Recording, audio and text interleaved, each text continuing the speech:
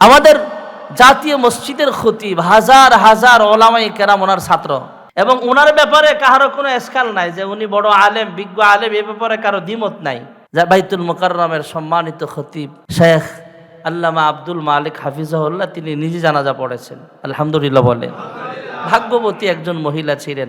আল্লাহ বেগম জিয়ার কবরটা জান্নাতের উঁচু মাকাম দান করেন, সকলে বলে আমিন।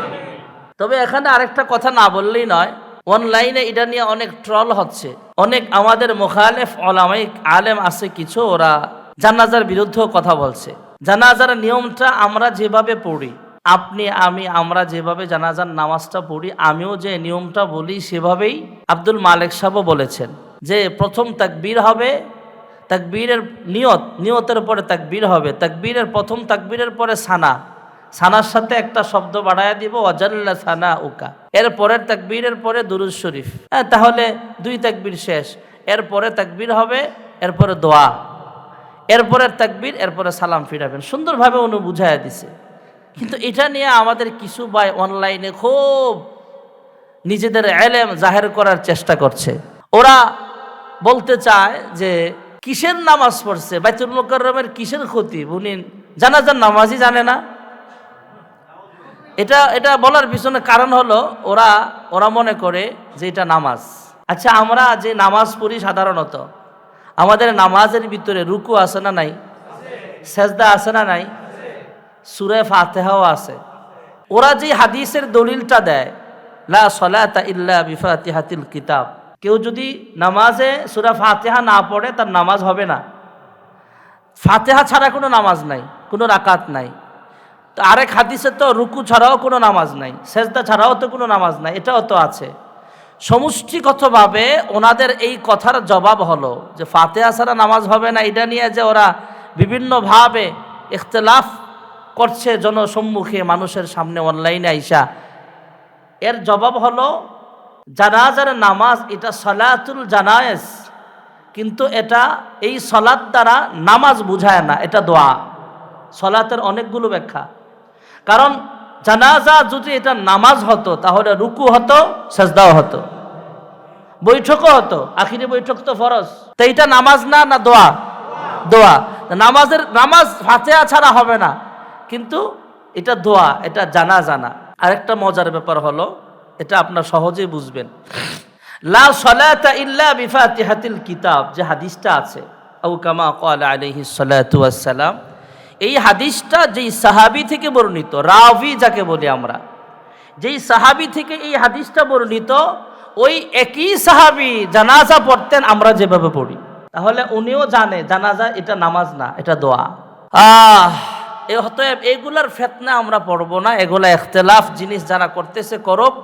আমাদের ভিতরে যদি ইখতিলাফ মনে হয়, মতানৈক্য মনে হয়, আমাদের ইমাম সাহেব আছে, অথবা আমাকে জানালেন, বা আশপাশে অনেক মাদ্রাসা আছে, ও মাদ্রাসা কওমিয়ার ইফতা বিভাগও আছে, আপনাদের মার্কাজুল হেদায়ায় যান। তারপর আমাদের ইমাম সাহেব যে মাদ্রাসায় পড়ান সেই মাদ্রাসায় যান, আপনি জটিল মাসআলার সমাধান সেখান থেকে পেয়ে যাবেন। বেহুদা ফিতনা ছড়াবেন না, নিজেরাও ফিতনায় পড়বেন না। আল্লাহ তাআলা শরঈ মাসআলার ক্ষেত্রে আমাদেরকে ফিতনা থেকে বাঁচার তৌফিক দান করেন, সকলে বলে আমিন। আল্লাহ তাআলা আমাদেরকে রজব মাসে জুমার দিনে মসজিদে আসার তৌফিক দিয়েছেন, আমরা বলি আলহামদুলিল্লাহ। 2025 শেষ হয়ে 26-এ আমরা পা রাখলাম। আল্লাহ তাআলা যা আমাদেরকে 2025 শেষ হয়ে 26-এ সবাই আসতে পারে নাই, অনেকে কবরের বাসিন্দা হয়ে গেছে। 2025 সালের শেষ মাস ডিসেম্বর মাসেই তো অনেকেই দুনিয়া থেকে বিদায় হলো। লালবাগ মাদ্রাসার এক মুহাদ্দিস সাহেব দুনিয়া থেকে বিদায় হলেন। কাছাকাছি সময়ে আমাদের ওসমান হাদি ভাই দুনিয়া থেকে বিদায় হলো। বিশেষ করে আমাদের তিনবার যিনি প্রধানমন্ত্রী ছিলেন বেগম জিয়া, তিনি দুনিয়া থেকে বিদায় হলেন। বিশাল জানাজা। স্বাধীনতার পরে অনেক বড় বড় জানাজা হয়েছে। প্রথমে জিয়াউর রহমান সাহেবের জানাজা অনেক বড় ছিল, বড় আয়োজন, অনেক মানুষ, লক্ষ লক্ষ মানুষ ছিল।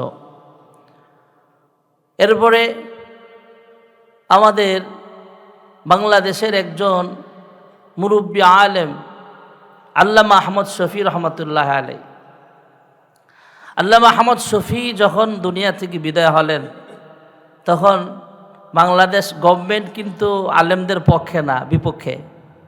তাও লক্ষ লক্ষ মানুষের সমাগম ছিল, অনেক মানুষ হয়েছে আটাহাজারিতে। এরপরে যখন 2019-20 সালে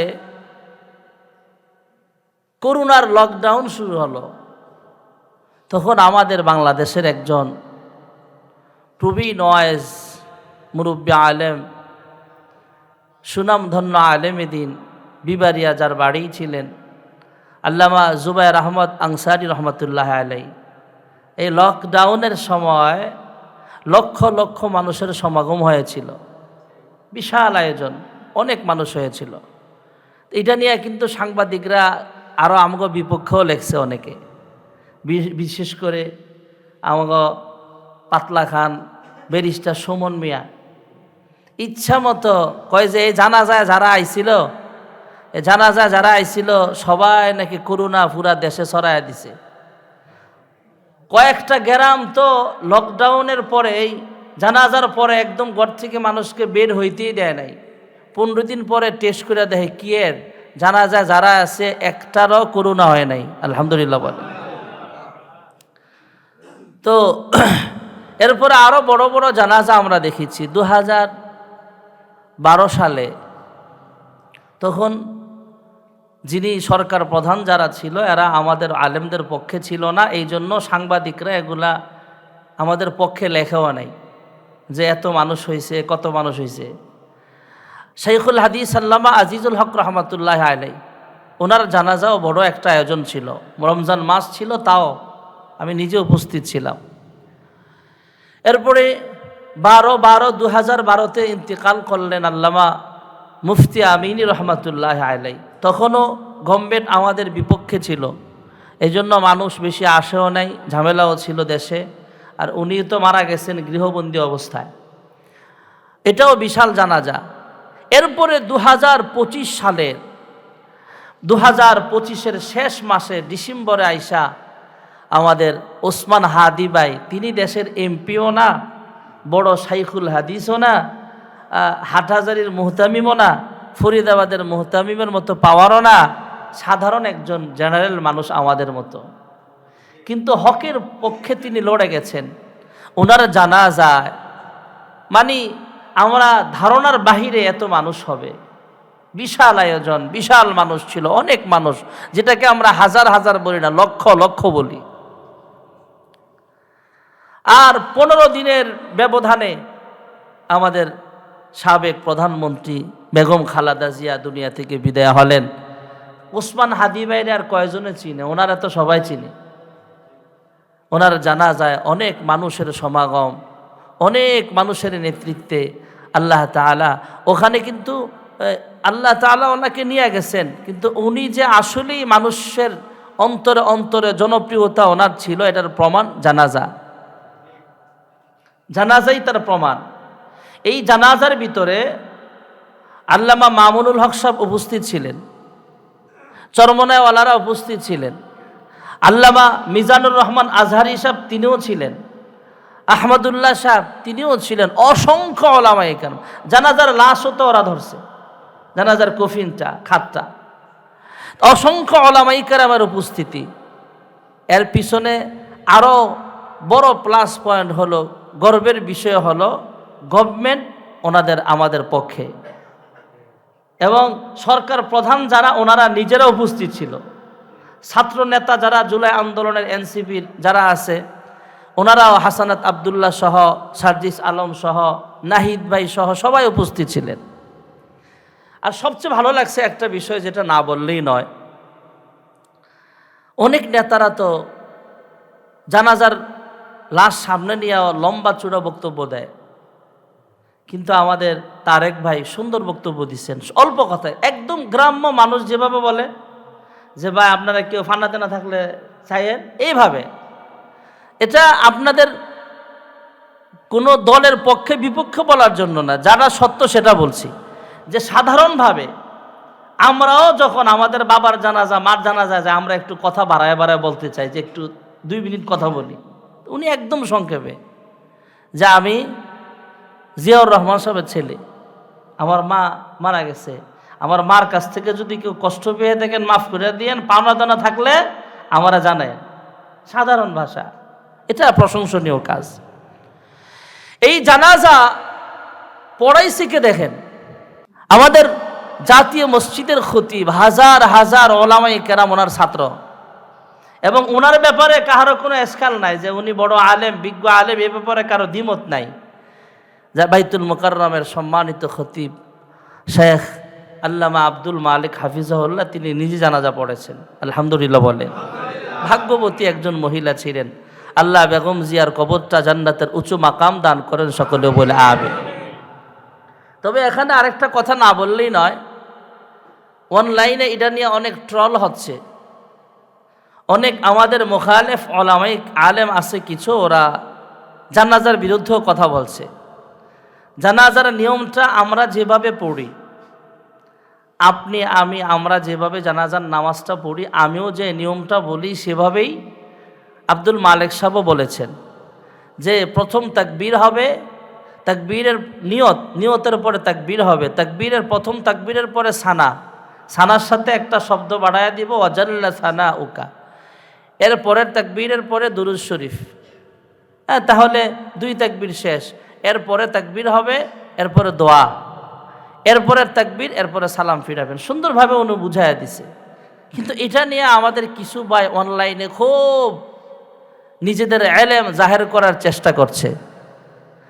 ওরা বলতে চায় যে কিসের নামাজ পড়ছে, বাইতুল মুকাররমের কিসের খতিব, উনি জানাজার নামাজই জানে না। এটা বলার পিছনে কারণ হলো ওরা মনে করে যে এটা নামাজ। আচ্ছা, আমরা যে নামাজ পড়ি সাধারণত আমাদের নামাজের ভিতরে রুকু আছে না নাই, সেজদা আছে না নাই, সূরা ফাতিহাও আছে। ওরা যে হাদিসের দলিলটা দেয়, লা সলাতা ইল্লা বিফাতিহাতিল কিতাব, কেউ যদি নামাজে সূরা ফাতিহা না পড়ে তার নামাজ হবে না। ফাতিহা ছাড়া কোনো নামাজ নাই, কোনো রাকাত নাই। তো আরেক হাদিসে তো রুকু ছাড়াও কোনো নামাজ নাই, সেজদা ছাড়াও তো কোনো নামাজ নাই, এটাও তো আছে। সমষ্টিগতভাবে ওনাদের এই কথার জবাব হলো যে ফাতিহা ছাড়া নামাজ হবে না। এটা নিয়ে যে ওরা বিভিন্নভাবে ইখতিলাফ করছে জনসম্মুখে, মানুষের সামনে, অনলাইনে আইসা, এর জবাব হলো জানাজার নামাজ এটা সালাতুল জানায়েজ, কিন্তু এটা এই সলাত দ্বারা নামাজ বুঝায় না, এটা দোয়া। সলাতের অনেকগুলো ব্যাখ্যা। কারণ জানাজা যদি এটা নামাজ হতো তাহলে রুকু হতো, সাজদাও হতো, বৈঠকও হতো। আখিরি বৈঠক তো ফরজ। তো এটা নামাজ না দোয়া? দোয়া। নামাজ ফাতিহা ছাড়া হবে না, কিন্তু এটা দোয়া, এটা জানাজা না। আরেকটা মজার ব্যাপার হলো, এটা আপনারা সহজেই বুঝবেন, লা সলাতা ইল্লা বিফাতিহাতিল কিতাব যে হাদিসটা আছে, আও কামা ক্বালা আলাইহিস সালাতু ওয়াস সালাম, এই হাদিসটা যেই সাহাবী থেকে বর্ণিত, রাবি যাকে বলি আমরা, যেই সাহাবী থেকে এই হাদিসটা বর্ণিত, ওই একই সাহাবী জানাজা পড়তেন আমরা যেভাবে পড়ি। তাহলে উনিও জানে জানাজা এটা নামাজ না, এটা দোয়া। অতএব এগুলার ফিতনা আমরা পড়বো না, এগুলা ইখতিলাফ জিনিস যারা করতেছে করব। আমাদের ভিতরে যদি ইখতিলাফ মনে হয়, মতানক্য মনে হয়, আমাদের ইমাম সাহেব আছে, অথবা আমাকে জানালেন, বা আশপাশে অনেক মাদ্রাসা আছে, ও মাদ্রাসা কওমিয়ার ইফতা বিভাগও আছে, আপনাদের মার্কাজুল হেদায়ায় যান। তারপর আমাদের ইমাম সাহেব যে মাদ্রাসায় পড়ান সেই মাদ্রাসায় যান, আপনি জটিল মাসআলার সমাধান সেখান থেকে পেয়ে যাবেন। বেহুদা ফিতনা ছড়াবেন না, নিজেরাও ফিতনায় পড়বেন না। আল্লাহ তাআলা শরঈ মাসআলার ক্ষেত্রে আমাদেরকে ফিতনা থেকে বাঁচার তৌফিক দান করেন, সকলে বলে আমিন।